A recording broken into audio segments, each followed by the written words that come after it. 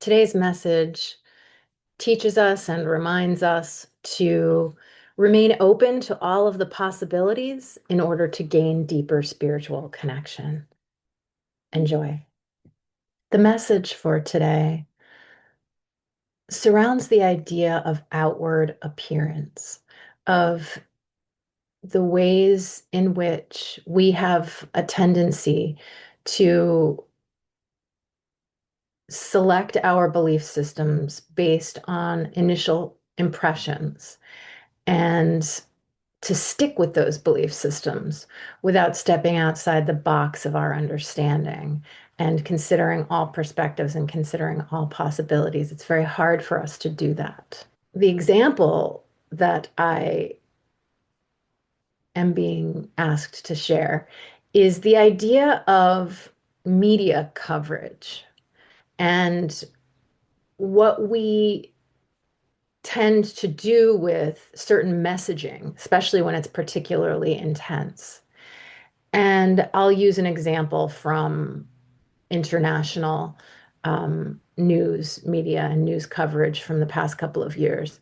There is a nurse who was convicted of harming 7 babies and attempting to harm 6 more. Her name is Lucy Letby, and she is serving 15 life sentences for this these crimes. And the media coverage when she was arrested all the way up until her conviction was such that she was guilty. She was a monster. She was the worst serial killer in the history of England, for worst serial killer of children in the history of England. And it just seemed to be an open and shut case. She was guilty. And even I, who am in the US, saw a couple of articles about this and immediately accepted that this nurse must be guilty of harming these babies.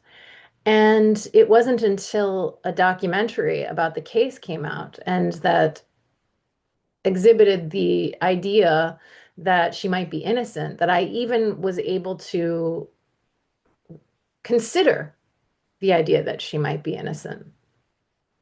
And it was really hard for me to do so because I had become so locked into the idea that Lucy Letby was guilty that to have to change my thinking about it, to have to look into the possibility that she was innocent, required a lot of work on my part. I had to force myself. It's almost as though I wanted to believe that somebody could be capable of these crimes, which there are people who are.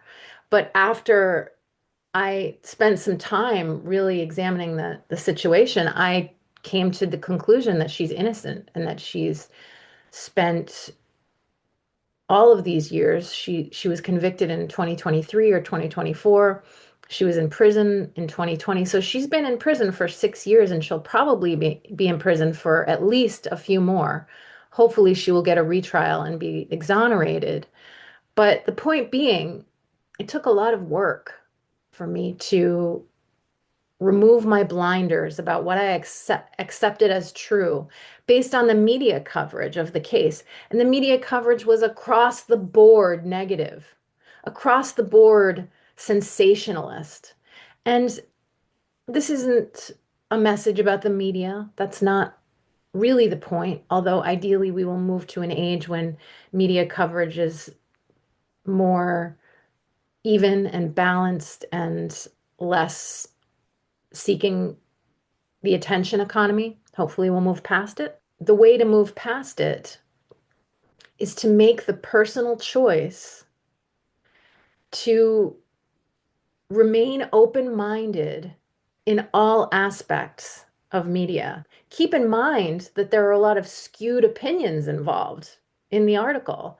And so it will stop you from being locked in to a narrative that may not be true. And it will ideally shift the need that media has to key into the attention economy so that we no longer click, click, click, click, click on those articles that are sensationalist just because they feed some chimp-like need to create an other that we can then punish for being the other, and will instead allow us to take in information, expand from information, but also remain open to all of the possibilities. In the end, what is being asked of us and reminded today, and what we're being reminded of today, is that we have the power. What we choose to put our attention on doesn't have to involve tunnel vision. It can be an open-minded exploration of all the possibilities, and that's what we're being encouraged to embrace. Open-minded exploration of all the possibilities. And we can start to practice this through our ingestion of media.